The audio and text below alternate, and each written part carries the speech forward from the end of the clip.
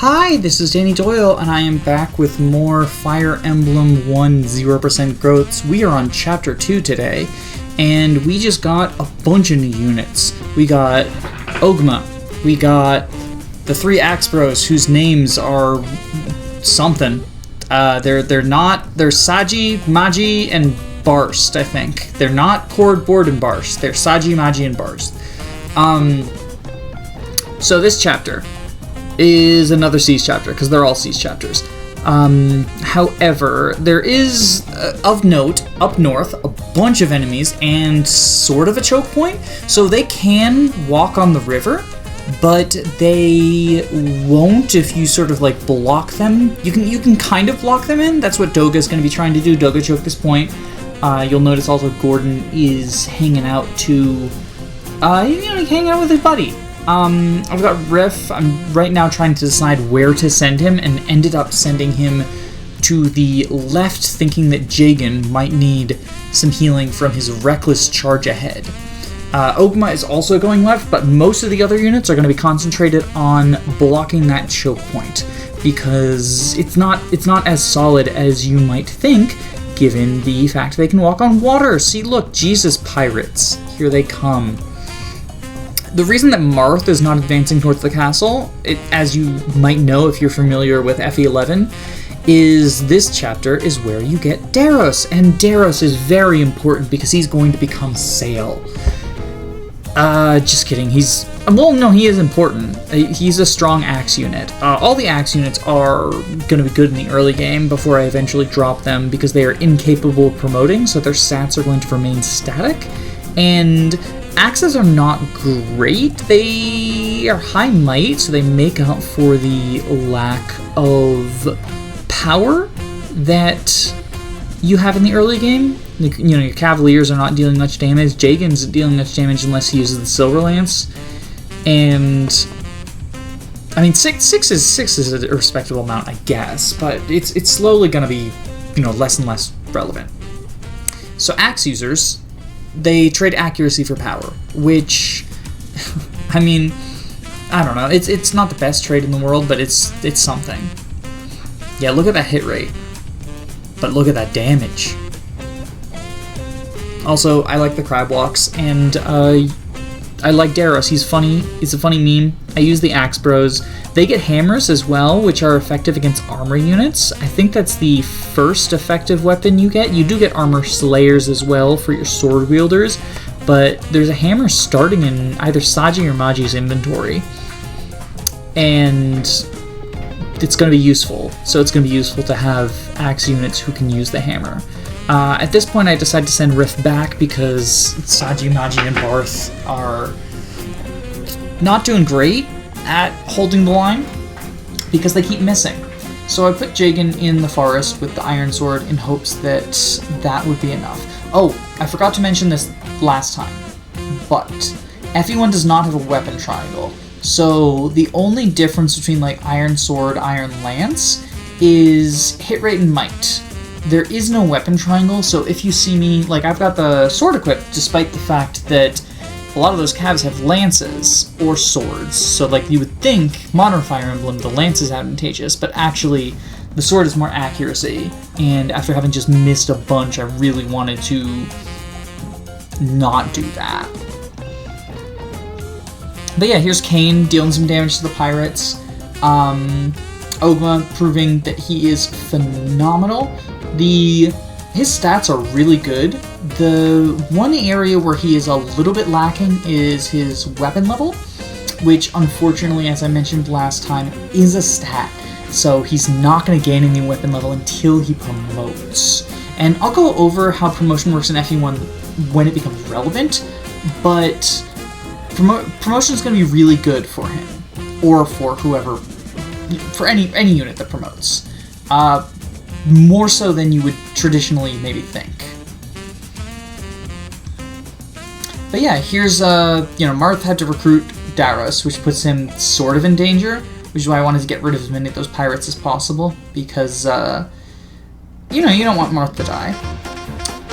And yeah, that's sort of what's going on with that. And then Jagan, unfortunately not So the lack of battle forecast and the inability to just sort of like very quickly calculate things, even though I had a spreadsheet by my side, led to some situations where I was like, yeah, Jagen can do this, and then Jagen didn't get kills. Anyway, at this point, we have some thieves and pirates, and we want to go ahead and make a tactical retreat.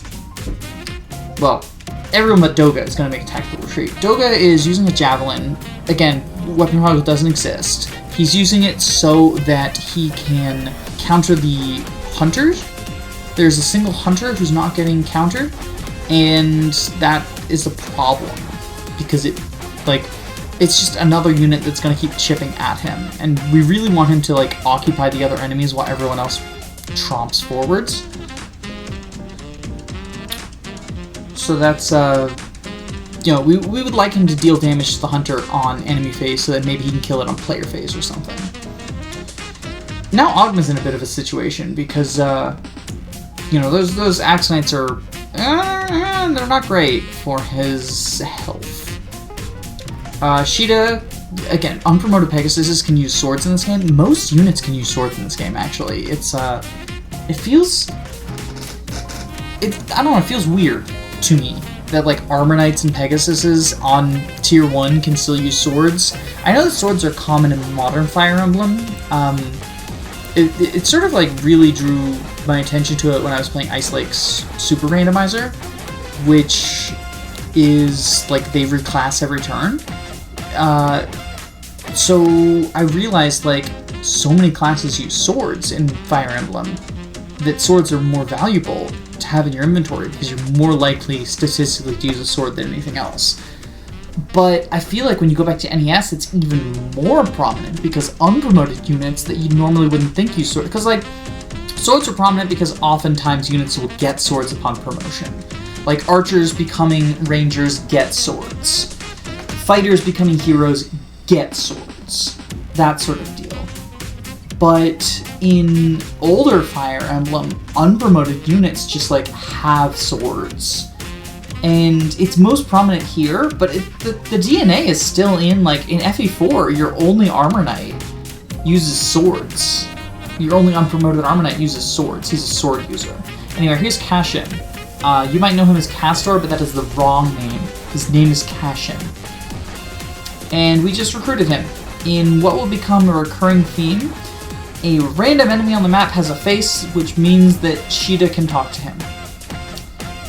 I do not know why Shiida is considered like the most diplomatic person ever. I know at least Roger is implied to have fallen in love with her. It's possible that she's just supposed to be like Helen of Troy, who's, she's so beautiful that everyone will fight for her or whatever, but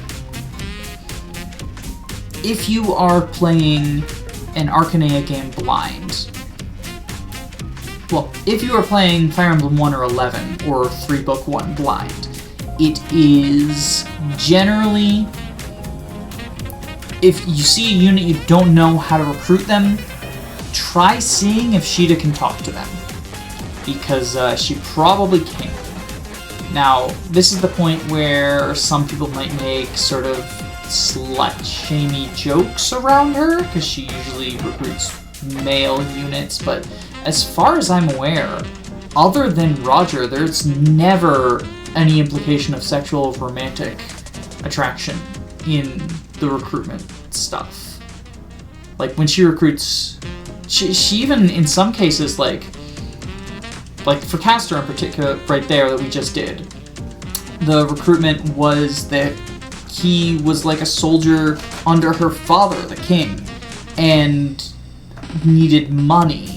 And then he realized that she forgave him for fighting against her, and so he decided that he's gonna side with Marth. And so here it looks like I might have stepped away and continued the recording for a little bit. Yeah, there we go. Okay, jump back to here. Sorry about that. I was recording these at work, so that's part of the issue as well.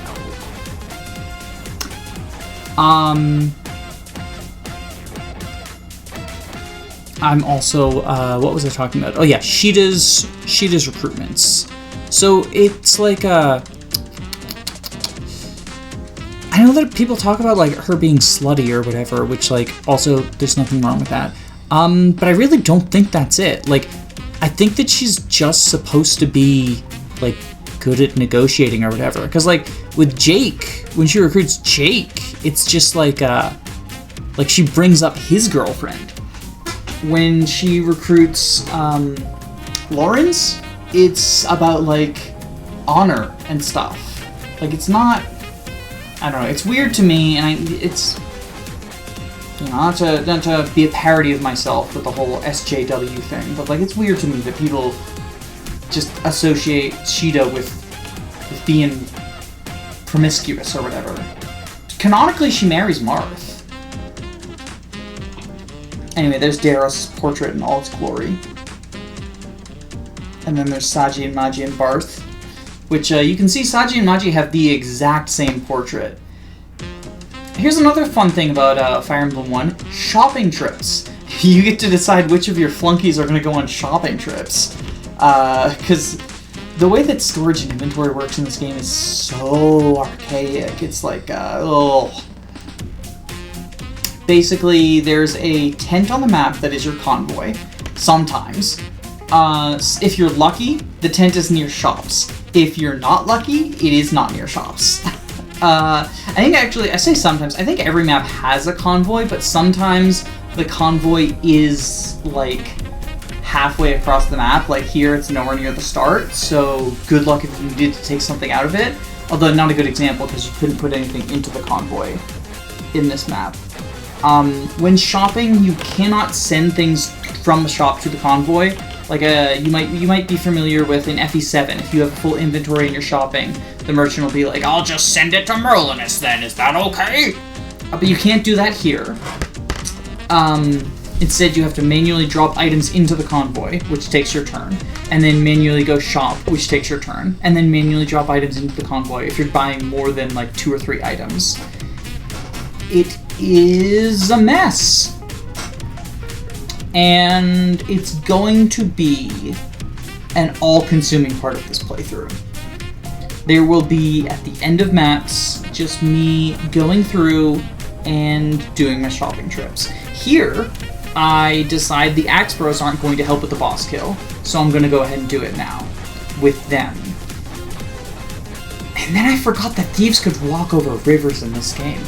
And Doga's gonna have to kill the thief now because he can't keep up movement-wise when the thief's not slowed down by the river.